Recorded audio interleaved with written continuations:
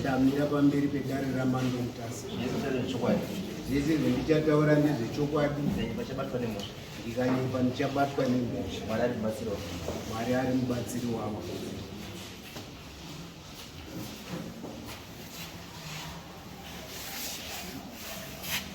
Pamusoro ichangamiri, pamusoro dare ramambo mutasa, ini ndinoitwa Fanuel Chimbo, ndichigara mubhuku ramatenga mbiri, ndiye sabhuku, then Ishe ari mukana. Nyaya yangu mudare rino ramambo mutasa vari pano kake kupinda mudare ravo. Tichipinda mudare ravo takapinda musi wa 1 July last year, but 1 2023. Izvozvi kake chifo ndichitaura kudai yakambopindazve mudare ramambo mutasa mambo huchiri kuchikwira majaha. Nyaya iyoyi yakapinda ruviri, saka nyaya iyi inoti inyaya yekupumhana. Madzibaba angu akaberekwa ari 5, then pakazenge pakunyanya kusimuka nyaya iyi vakanga vasara va4. Ini ndandakura, baba wangu inini ndiye mukomana anga ari mukuru mumba, tongoti first born kuvakomana. Saka iye ndiye ainongedzwa chikunwe kuti wakaromba wakauraya munhu. Zvinhu zviviri ndoze ndakataura zvakare musi wa 1 July last year, but 1 2023. Now baba vainongedza baba wangu vakatosiyirana zamu, ndiwo wagere apa madzibaba angu ese. Saka nokuda kwokuti sitatakura, inini ndiriwo mukomana mukuru pamadzibaba 5 aya. Saka pawaida kufamba vari 2 vaizodzoka voda kurwa. Saka ini ndakapinda pakati semuyananisi, ndikati vana baba zvinzarwo, fambai zvakanaka. Kana zvanetsa tipinde pakati pacho. Ndakazogona kuti ndikokorodze vana baba angu anga aripo 4. 1 wacho last born yange isipo yange yashaya. Saka naizvozvo takati isu vana baba kana mofamba, baba umwe ngaumwe ngaange aine mwana wake sei mukomana kana aripo ari mukuru, kuti aite umboo nekubata kana poita bonde. Takaita saizvozvo tikafamba, vakomana tiripo, vana tatiri 3 if not 4. Takaenda mun'anga mbiri zvikashaya basa. Ini zvakare ndakapazve advice kumadzibaba angu kuti aiyo nyaya iyi ndeyekupumhana, madii masvitsa nyaya iyi isvike mumaoko mamambo through sabhuku Ishe uyosvika kwamambo. Zvinova ndo zvakaitika kunana 2009 2010 iko zvakaitika. Sokudaro isu sevana taingoteera mumashure maana baba tichitsvaga umboo nekuzobata kana iwowo. Ipopo hapana zvakaitika. Takaenda kwasabhuku matenga mbiri, akati handigoni. Tosvika kwashemukanana, zvikanzi handigoni, endai kwamambo. Ndope takazosvika kwamambo. Tasvika kwamambo yakapinda dare rekutanga, haina kupera. Ikapinda dare rechi2, mambo akati Chimbo, nyaya yako ngaikasike kudarika, ndakukupa mupurisa. Wakapuwa mupurisa madzibaba edu, tikati ayo kana maane mapurisa manje isu hatichateeri, nekuti kuti murwe hazvigoni, nekuti mupurisa arichi ariko. Zvikazi mosangana naye paMickles Park mamutare, ndofunga mamwe muna August, 8 August pana 2010 ikweyo.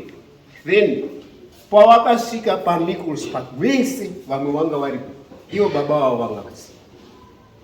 Ipapo wakazenge wabatana neimwe imba yababa munini wavo, mamini wakomana vaviri, last born mumba mana baba munini wavo. Akati panosenza mukomana ndopaziva, ndipei 10 minutes vari paMickles Park ndiende kunomushedza tiende, maybe wakanga ndokusvika vatori kutodiridza. Zvikanzi mukoma handei, ndiro zuva riya, ndiro iri. Zvikanzi handiro, handei. Akaramba, aramba kudaro akamutadza, ndokuzodzoka kwakusvika mupurisa ndokuti kuzvadizva sindamuona asadini aramba. Saka moita sei wakagumirwa. Mbudisa akati ha kana zvadaro ndakudzoka ndokubva wadzoka. Mbudisa ndokubva adzoka iwe ndokudzoka. Tipei tizwe tisatobvunza manje. Ndakatoda kurwadziwa nazvo kuti mwadzoka munhu mamuona. Imi ndimi muri kunongedzwa muchinzi makauraya munhu. Asi makauraya munhu kanemi baba. Baba wotoda kuita hasha kwendiri. Yakabva yapora yakadaro. Kubva ikoko. Ini ndakangonyararawo. Saka ikaita seyapera. Baba angu akazofa 2021 musi wa 2 January. Achifa kudaro shoko riya rakanga rotanga futi kusimuka. Unoziya panofa munhu mashoko anotaurika. Zvino ini ndaizwa kuti ndiende kunobvunza baba zvaindiremera. Nekuti ndi baba. Zvamaona afa kudai akauraya munhu. Akaromba. Zvisinei ndakanyara same year August 3rd boni yangu bva yafa yanga ine 30 years yakasiya mwana 1. Shoko nderimwe chete. Unozi hasha dzinombosimuka. Following year 2022 muroora ofa mukadzi wemunin'ina tongoti muroora mainini wakashaya muna September I think. Shoko nderimwe chete zvakandirwadza. Saka ndakazofunga pasabhuku matenga mbiri ndakambosvika kuti andipe advice. Wafungei? Ndikati ndichaita zvandichafunga. Ndakazosimuka ndikauya kuna Mambo Mutasa iye aripo nhasi. Ndobva ndamutsanangurira nyaya yangu kuti yakatanga kupinda kutyira majaha. Saka ini ndaiunza kuno nemhaka idzi kuti ndiende kuna baba ndaona zvandiremera. Asi dai ndakayamwa zamu rimwe chete nani naiye. Then Mambo Mutasa vari pamwe wakaita research kana kuti wakaita tsvagurudzo dzake uko kutyira majaha. Zvikadzokera chimwe ndinzwe kuti nyaya yako ndeyechokwadi. After 2 weeks ndakazofonerwa zvikanzi nyaya yako ndaita verify ichokwadi kuti ndiyoyo chaiyo. Akaita tsvagurudzo kuna Ishe Mukana sabhuku matengamiri akapa umbowa. Then takazopinzwa mudare musi wa 1 July ndikataura semataurire ndiri kungoita iwaya. Baba wakapuhwa mukana akati ndizvozvo zveshuwa akauraya munhu mukoma wangu akaromba. Iye ndiye anozvitaura ega mumusha. Vamwe wavo madzibaba mamwe wacho anga asingatauri izvozvo hana umbonzwa uchitaura izvozvo. Uye chiri kundinetsa ini ndechekuti ngozi iri kubuda mumba make iye ega. Kumwe uku haisi kubuda. Zvisinei Mambo Mutasa wakati aiwa musi wacho 1 July kwasi chimbogarai pana kwakuri kuma 11. Chimbogarai pano pane mukomana ari kubatsira vanhu muno Mambo Mutasa. Mozoenda late. Baba wakambouya kekutanga kuma 11 ikoko mufana enda kuna Mambo Mutasa. Utori kuti ndine nzara ndabva kuchechi kukumbire kuti tombozotipa parimwe zuva. Ndikati baba muri munhu mukuru wani. Zvasa ndiri kuona sekunga iwe uri kuwirirana naye. Ndikati aiwa ndowirirana naMambo panyaya inoti inyaya yedu. Ukumbirezve inini because ndakaneta nzara. Ndikati aiwa endai kuma 1 yakaitazve ndikaramba. Then munhu anga achidiwa kuti atibatsire akashayikwa panguva yacho. Kuma 2 takazongozwa changamiro kuti wana chimbo waripo here tikati tiripo. Zvikanzi aiwa chindai henyu asi sarudzai kuti rimwe zuva munhu wendaida kuti akubatsirei mukotsanyika. Muna September takaenda ndokubva tasvika kuna mukotsanyika. Makakwana here tikati hatina kukwana. Baba waingotaura mashoko ake iwawo ina handina umboonazvo. Because inini ujaha wababa wangu kana umhandara wamai wangu handina kuona. Saka ini kuti ndizvibvuma handikoni. Asi mukati memhuri varipo vana vanozvibvuma. Ini baba wakanditaurira izvozvo wainyatsotaura tiri muHarare. Baba wako unoziva kuti wakauraya munhu. Zvanga zvisinganditsamwisi nekuti inini anga kutaura zvinhu zvaanotaura. Zvinoda kuti zvichenurwe. Zvino tasvika kwaMukotsanjera akati hamuna kukwana. Saka zvomusina kukwana unganidza naye.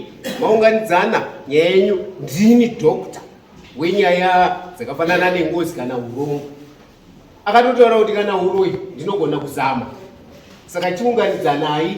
Maunganidzana akataura murango wake akati mukamaunganidzana then inini ndozokuchenurai. Zvese ndinoita. Kana iri ngozi ndoibudisa yomigarabo yotaura yega. Une zvaanazvo ndinotora pezviri ndozviisapo. Kana ukakotsa ndinoenda kunozvitora. Zvakaita undandanda kubva panguva yacho iyo. Kwakanzi baba, imimi musatungamirirwe newana, endai pamberi. Saka nenyaya yekuti handina kuona kuenda pamberi kwake, saka ndakaisimudzirazve kumhuri. Ndikati aiwa, madzibaba achisara manje pa4 pasara 2. Iva vavo neava vari apa ndo wasara. Saka ini ndakati kuwakomana wari kumashure kwangu, warume ngatite dare remusha tigadzirise nyaya iyi. Saka naizvozvo nhasi taungana tiri pano. Panguva yatati tichitaura padare pakabuda zvefuti mamwe mashoko emunongedzo zvakare. Baba angu ainzi akaronga akauraya munhu. Zvino wana wake iyo baba vakuti zvefuti inini ndakaronga ndakauraya munhu. Baba angu anga ine makona ekuroya, ane kambiya kakanyorwa mazita evanhu vese mumusha waasingachadi unongocheka kudai. Baba angu anoti vari kusenza uko anotora mari yacho. Saka musuwo akafa, hanzi baba ine maprofita anga akawanda. Paakanoromba, hanzi akanoromba namahari, handizivi mahari wacho, asi wana mahari ndiwana sekuru wawo wana baba. Zvino paakafa baba, hanzi baba iye aitaura izvozvo. Pakafa baba angu anga asipo, ari kuSouth Africa, ndiko anoraramira ari. Baba angu nezvinhu izvozvo, hanzi baba ine maprofita anga aripo, n'anga dzadziripo dzikati budisei zvinhu zviya izvi zvachingo zvahama. Baba angu ainzi hama zviiswa apa tizviparadzi, zvikazifani inini Fanuel sekutaura kwangu, zvikazi ndakaramba ndikati ndipei zvinhu zvangu baba wangu ndishandise. Saka ndiri kunongedzwa zvakare inini. Asi baba pakapinda munomu mudare akati izvo baba angu akaromba akauraya munhu. Zvino wana wake vakutaurawo futi minongedzo iyoyi. Saka handichazivi changamira. Uye nyaya yedu yashata nekuti iri kuramba iri kugumira. Wakambouraya bhasikoro ndibaba asi ndiwo wainongedza vamwe. Iko zvinezvi iri kuramba ichingonondorodza iri mumawako menyu. Isati tichida kuti mutibatsirewo changamira, mutinongedzerewo ndo zvinenge zvakanaka. Because izvo zvichi ndanda kutonzi ngatichisiyane nezvekwamambo tiite zvedu tega isu. Mambo asingazivi ndakaramba ini ndikati handizvigoni, because tikatemana tiri ukoka nyaya iri mumaoko mamambo handifungi kuti pane zvinozonaka bakwamambo. Anozodzokawo tibvunza zvakare kuti aiwa maizoita zvenyu mega sei, iyo nyaya iri mumaoko mangu. Tofanira kuti timusume wotipa go ahead yekuti endei kwakati kana munongedze advice zvese ndizvo ndinoda kuti zvinge zvichiitika pajekerere pachena vanhu vese vachinzwa. Because tikafamba tega togona kutsikirirana. Apa ndiri mwana kai handisi baba plus wana baba azvigoni kuti ndiite nharo nawo because handina kuyamwaza muri muichete naro. Asi dai wanga vari wanina wangu vari apapo ndinogona kutaura navo. Ndizvo zvochangamira ane mubvunzo kumhuri nokumbirawo kuti muzovabvunze kuti paine wane mubvunzo, because pane wane mubvunzo panoda kuguta.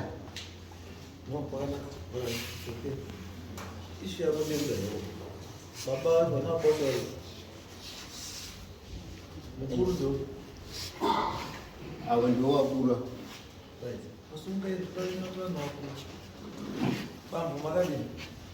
Tiriwati changamire kwandibvumira here kuti nditaure kudzora mwaasikazivi nemwaaku anoziva. Nauyo ndinoda kutaura changamire pamusoro. Ndinozi rekutanga ndinozi Tasara Chimbo riri pachitupa Kenneth Matininga Chimbo. Ini ndechida ndechimira kune nyaya yaari kutaura. Hungu mukoma ndi mukoma wangu takabarwa mudumbu wangu, mai mumwe chete baba mumwe chete. Pakukura kwedu takandokura ndiye anga ari mukuru achitsauka kuendawo kotsvaka mabasa kwaakaenda. Aenda uko akaenda, hapana waizviziva kuti kwaakaenda ngepi. Asi chakatinetsa ngechekuti mumusha mwedu mwaiva nemudzimu. Mudzimu uyu ndiwo wakati mwana ukwari wakanyangadza maoko isati saiziva kuti kunyangadza maoko chii. Tiri kwaNyamukwarara handi kuno kwamatenga mbiri, buri rese richiripo. Apa akazouya manje hatizivi zvakaita wakuru. Wozouya paya pamusha wakandouya akadare asina chinhu. Hembe haana, kundoneka hembe kakamwe kamwe kwakutomutambira paya. Indoti iye mukoma wauya wangari. Mudzimu wabva wabuda wabva wamupazaira mvura. Tobva tadaidzwa ina ndichiriwo mudiki. Tozwa achibvunza kuti chii icho wakaita icho wauya usina chinhu. Akachema. Kuchema uko akaita wakati ndakozvura. Baba akati yezvo uri kuzviuraya ngezviri kubvunza sekuru wedu. Sekuru unoda kukubatsira kuti chii chakuti uye wakadai. Watobuda bhububu. Wabva abatwa ndibaba munini. Wabva adzokeswa munhu. Kazi unoda kwende anoda kuzviuraya. Musare nezviro zvese izvo muri kundibvunza. Wakuru wakati chimbomusiyai. Takagara wabvunzwa futi, tichigara wabvunzwa futi. Nhaurwa yake yanga indoriye kuti ndinozviuraya. Baba wakazoti apa akaroora mai wake. Kazina baba, mwana unaneta nekubvunze nyaya yako. Iwewe wane umba yako. Chizvionera. Pakugara zvakandodaro. Mudzimu uchibuda uchitaura kuti umba yako wari ndiyo uchapedza basa rako iro wakaita. Isu tatisingazvizivi. Takadzakara kutama kubva kwaNyamukwarara kuuya kotsvaka nzvimbo kwamatenga mbiri. Mukoma wangu ndiye wakauya achitsvaka nzvimbo. Akati munin'ina ndaona nzvimbo uya tendi togarawo. Stableford yakudzinga vanhu. Ndikati zvakanaka mukoma. Ndokuuya tese zvakanaka namukoma wangu. Touya togara mamatenga mbiri. Tagara mamatenga mbiri. Hapana izvo ndaiziva woye. Ndakazozi ini zvikazi aibva panapa. Haugari panoba iwewe. Tsvakawo yako stendi. Izvo mukoma akati tinogara tese pano wanaonya munhu. Ndakakwira wamatenga mbiri ndochemera samatenga mbiri. Samatenga mbiri mbune achipo sarambeti. Wabva ndapuwa pekugara. Kazi handidi kuzokuzwa futi uchitaura nevanhu. Mukorore wake waisi wiri. Baba waitai. Wakanga ndiye angari waifambira kupa vanhu pekugara. Kazi dzika nayewo umupe pekugara. Wabva ndapuwa pekugara pese. Zvikazi panapa ndiwo pataura mudhara. Tikazokuzwa futi uchiuya hokoyo. Kwakugara. Mukadzi wangu waita mimba. Tabereka mwana. Ini ndichibva uko ndandiri kushanda. Ndouya ndoona mhuru. Ndodzoka. Ndizvo ndiri pautsono. Ndakuteerwa kazi mwana wafa. Ndikati mwana wafa kuita chirudziro. Ndodzoka ndione shuwa mwana watofa watochirerwa semwana anga ari mudiki. Togara. Tapedza gore mwana wafa. Tapedza gore mwana wafa. Wana 4. Ini mukoma. Ndimwe mukuru. Ndiri kukumbirawo kuti tisazikane newakadziba. Tifambe uko tiri kwenda. Apa baba anga asisipo. Mai wanga asisipo. Rudzi rwese rwimwa wakuru wakanga wapere kufa wambo. Right. Tabva taziruda utende. Ndikati pane ng'anga iriya pembuzi mbuya Jongwe. Kwakubva tabira pambuya Jongwe paya. Mbuya Jongwe waya unoti tsanangudzo mudzimu wabuda. Unoti wanangu. Icho ndinoda kutaurira imusarwa. Nyoka mbonde. Mukuru wako uyu une nyoka mbonde. Asi zvaine nyoka mbonde. Ingoda kuti mutorane mwendepi kuwakuru mutaure izvo ndataura pano. Asi iwewe wakamboramba uchibvunzwa newakuru. Mudhara anga aine chiki. Kurwa waikuda stereko ukandokanganisa motorowana. Wakutoita shungu mune ng'anga iyi. Tobuda muya. tiri kundoti kamukomba karipo kanozi Marungu kuda kwenda kumba wakandipindira aine katemo kake kakadarika kazi iwe apa ndipo uri kusarira kuti yese chachifu ngangeti musarwa inde kalamba nakamira kumhiri kwerwizi kwabva ati kwire akandibhira shu uri benzi wandiendesa kung'anga usati wanasa kundiudza ndataura kumbau zvakandishamisa ndosvika pana mukadzi handina ncho ndakataura iye wakabva apfuura pamba pangu wabva aramwa sadza wabva aenda ine ndokera tsvimbo ndabva naenda kwaDC kunoona baba ndiro zvaita mukoma baba wakati zvandakukuudza ndezvekuti mukoma wako zvaanazvo neumba yake iwewo unoumba yako uyo unoumba yake iwewe usapindirane naye ukaona achida kurwa kana mukamwa hwahwa iwewe dini ibvapo ndikati ino zvinoita here munhu uyu takati kuroora tichiita kuti tibatsirane kuti ti musha ukure right mwana une nyaya yekuti maakumutsi iye baba wake anga akaromba baba wake akauraya maakumutsi iye futi wakaurombawo wakauraya ndipo toda kuzwepa undopane nyaya utende wefore uzi norudere ukaaka uchangamirire ndiri kuda kuti anditaurire kuti zvaakandidaidza kuna mukotsanjera wakati iyi ndipo asabudza zvakakwana inokuya kwa mukotsanjera wakatipa yakamire mukotsanjera takasvika mukotsanjera akati ndipei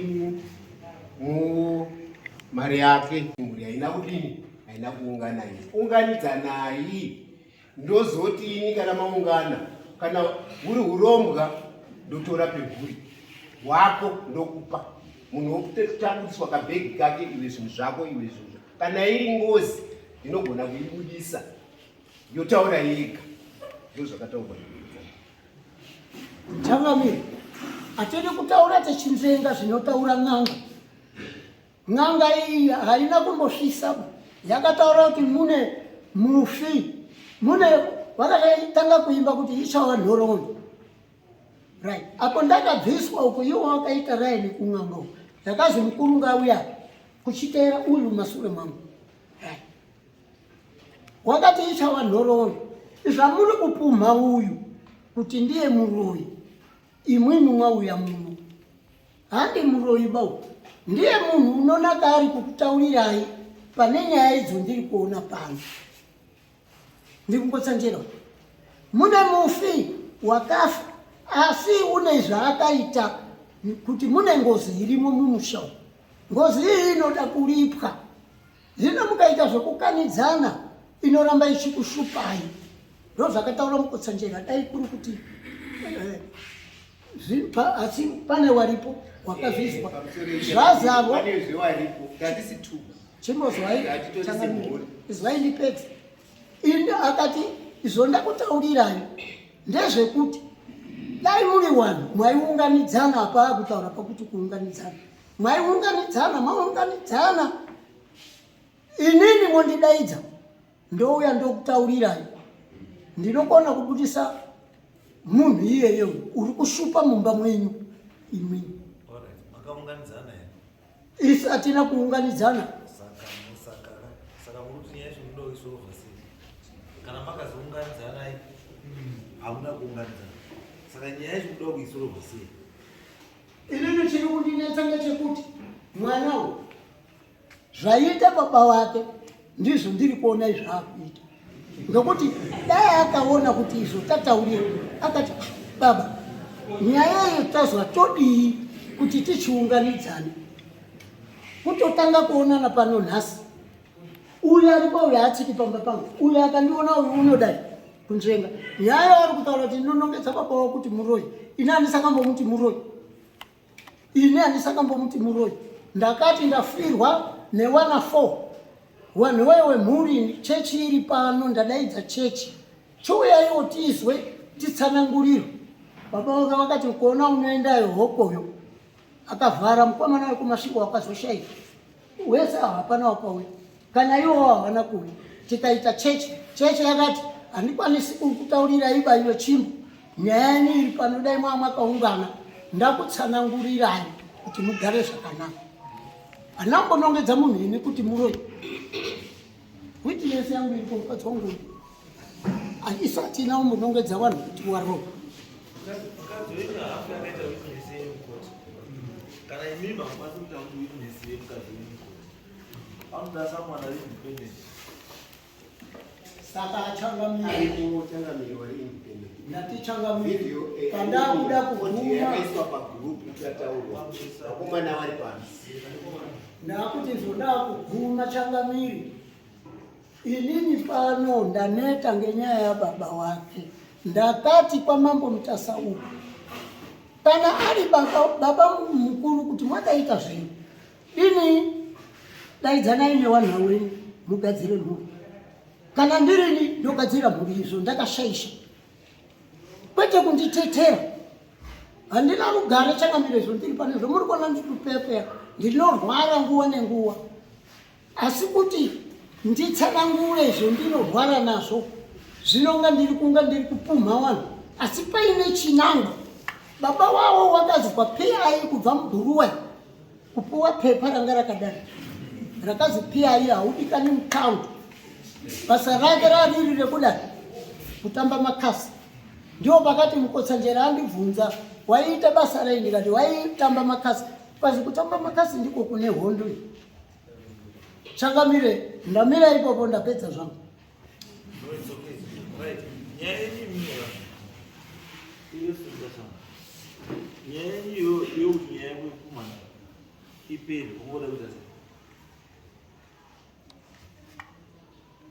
Iripo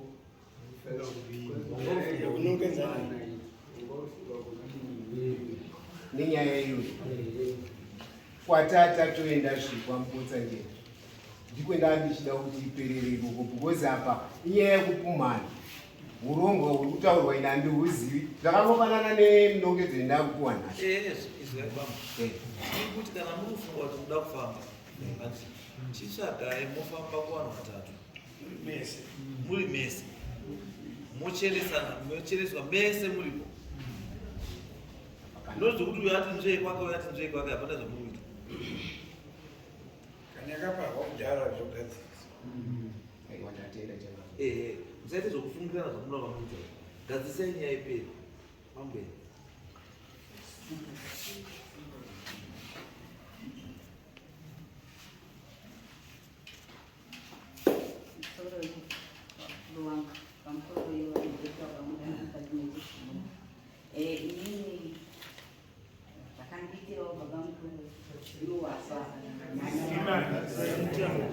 Zvakanditirawo baba namai zita rangu rinonzi Tamtai.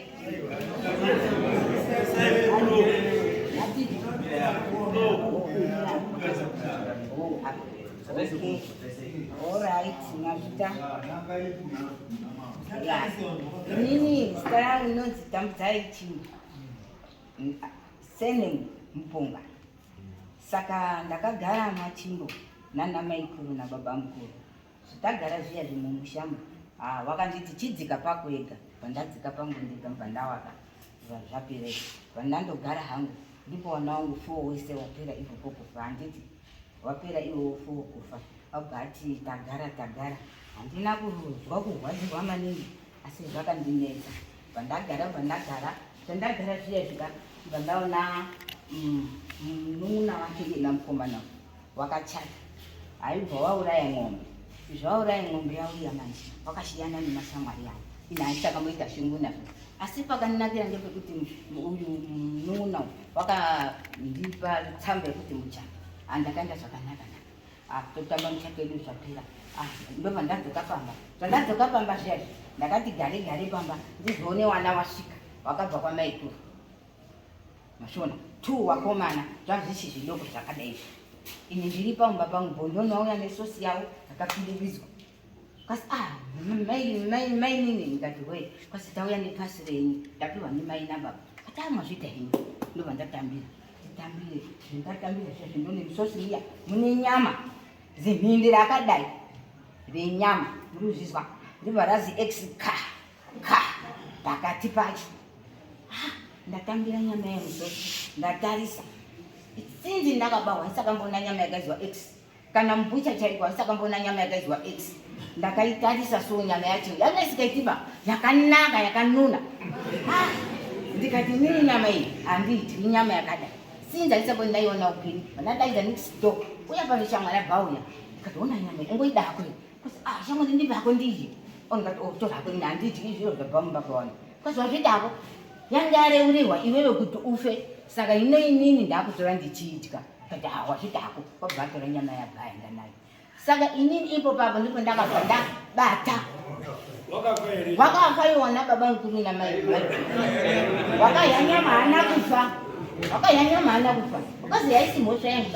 imhosva yako yanga yateketerwa iwewe mwazvizwa ndikati horai ndizvo zvakaitika kwauchindogara ndiri kumba kwangu mwazvizwa kundokrosa nako ndiko kuripo asi inini ndopinda chitenderano muri kuzvizwa chitenderano ndicho ninopinda wakadaidzwa vanhu vangu vepamatenga vana chimbo iwavo kwanzi ndiachi ngavauye kuno paphungu torai wauye kuno iwe kwachimbo wako wavo wakaramba muri kuzvizwa wakaramba saka phungu yakaitika pakabuda zvidobidobi zvakabuda ipopo wazvizwa iye baba wako akazoti ndipe nyama yangu chisinda munhu wafa chisinda tingaita yeni kuti ndipe nyama yangu wakaisepi nyama yangu kutaura inini kabreshiti imbwa yemunhu asi yabva ahakira akati ko munhu kaindii ndikati ndibaba mukuru kuti ndipe nyama yangu yendakakupa mwazvizwa ndizvo shungu dzangu ndidzo ndinadzo saka ndakati baba mukuru wangu akashata wese namaikuru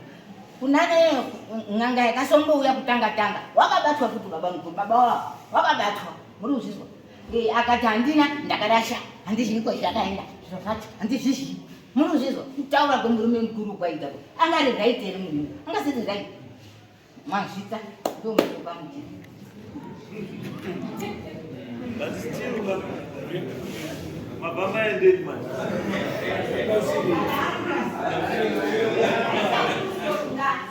right yeah is very bad is very nyaini nyaini asipota zakawanda nyaini loti mubatana muenda pamwe kwenu makabatana mwanzo zvidogadziswa zvakagadziswa yesu mutoenda munhu wese aripo munhu wese acheneswa kuza mune nyanyi nyama munotaura kuti ani nyama angabuda zva nyama ndakachena wakuenda kautova kutaurire isisu manje isisu kuketaruka handiti watidaidza kune imimi nana mukotsanjira saka sitodaidzawo wedu wechechi yedu warongerwe manje hasisi ushata ite kugadzirisana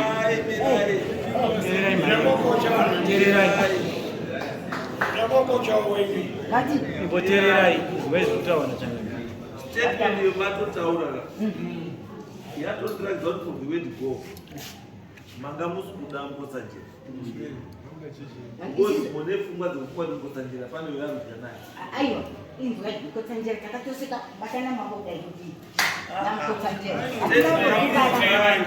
statement yemataura yekuti uyu akatsvaga wana mukotsanjira wake is akotsvaga wele wekuchechi ndozvinoratidza kuti musi pamwe ba hatisi pamwe nanhasi saka tirikunetsana kwai hatisi pamwe mbuya daurai ndosaka ndati mbuya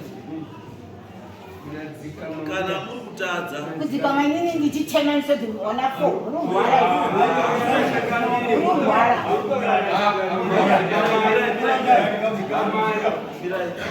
mimi nyarare itaurira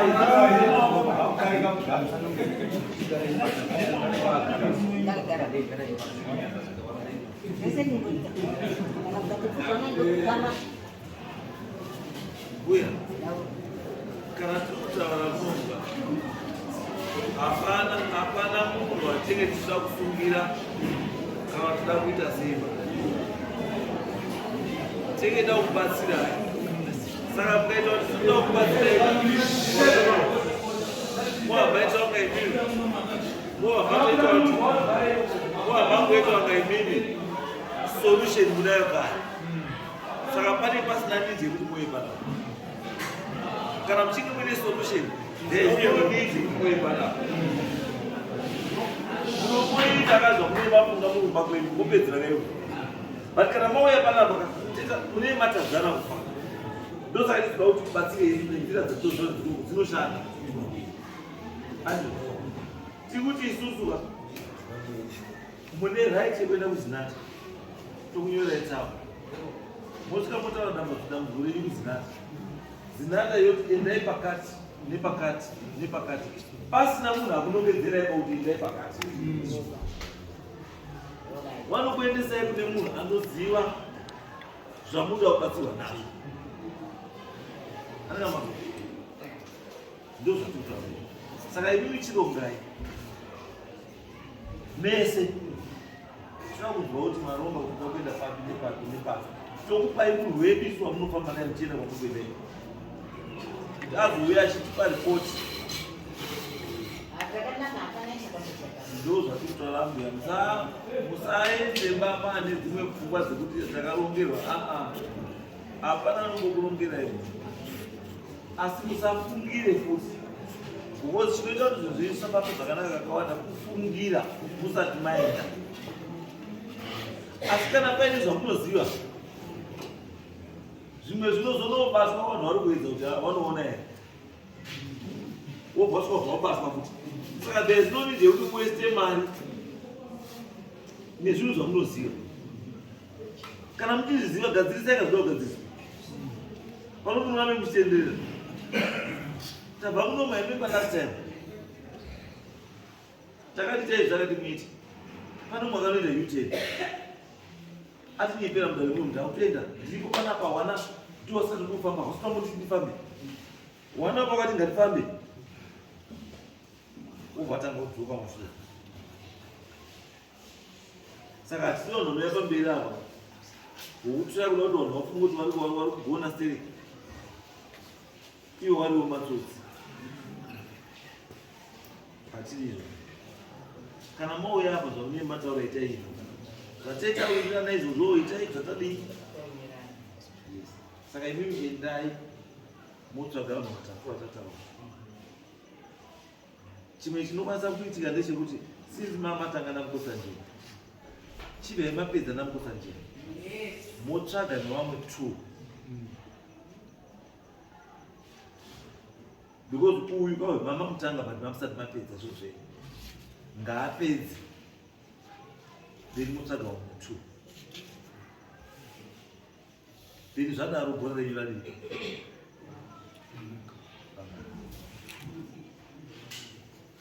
Andizve zviuzipa chamwani chiendai motei endai motei izvozvo motipa ripoti yacho tienda report before the next court tiendozwa ripoti kuti maapapi tiitaudzwa kuti maapapi